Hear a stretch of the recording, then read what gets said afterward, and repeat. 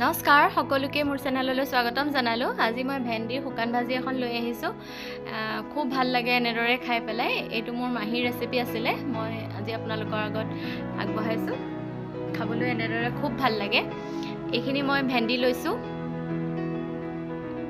আৰু একেবাৰে সহজ, বনাবলৈও সহজ। এইখিনি মই আগগুৰিকেইটা কাটি পেলাই এনে ভালদৰে ধুই লৈছোঁ আৰু এনেকৈ পাতল পাতলকৈ কাটি ল'ম। এইখিনি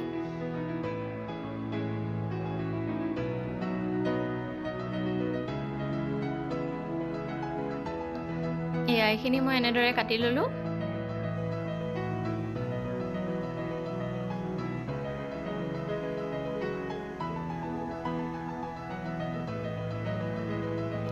আৰু তাৰ লগত দিবৰ বাবে এটা ডাঙৰ পিঁয়াজ মই পাতল পাতলকৈ কাটি লৈছোঁ। এফালে জলকীয়া লৈছোঁ, আদা অকণ লৈছোঁ, নহৰুবোৰো দুফাল দুফাল কৰি লৈছোঁ।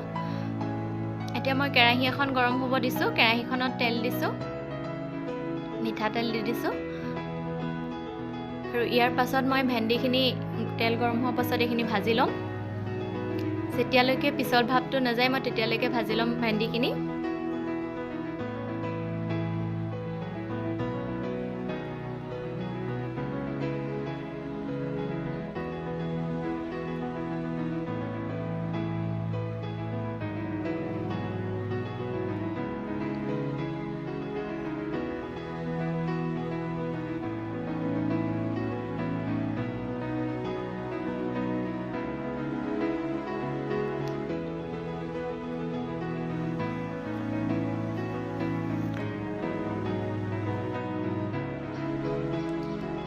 আৰু এইখিনি মই এনেদৰে ভাজি ল'লোঁ।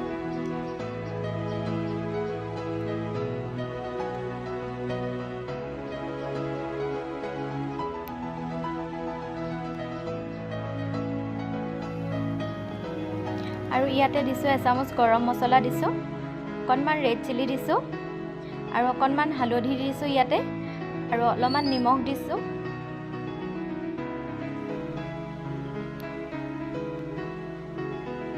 এইখিনি দি এইখিনি ভাজি ল'ম ধুনীয়াকৈ।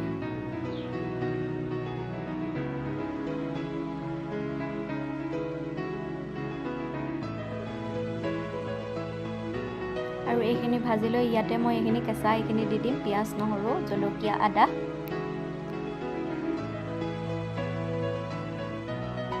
আৰু এইখিনি দি মই ধুনীয়াকৈ ভাজি ল'ম। এইখিনি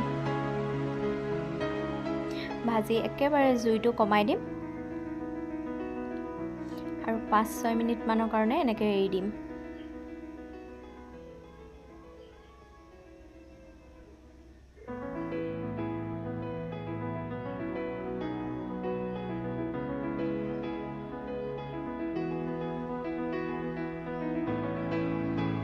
আৰু মাজে মাজে অকণমান লৰাই দিম।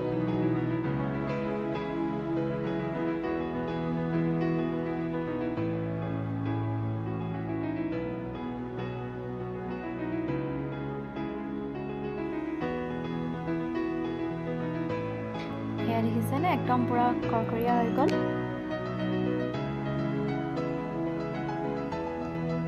খাবলৈ বহুত টেষ্টি লাগে, বনাই খাব দেই সকলোৱে এবাৰ এবাৰ। আৰু এই মোৰ ভেন্দি ভাজিখন কেনেকুৱা পালে জনাবলৈ নাপাহৰিব। চাওকচোন, আৰু গৰম গৰম দাইল আৰু ভাতৰ লগত খাব।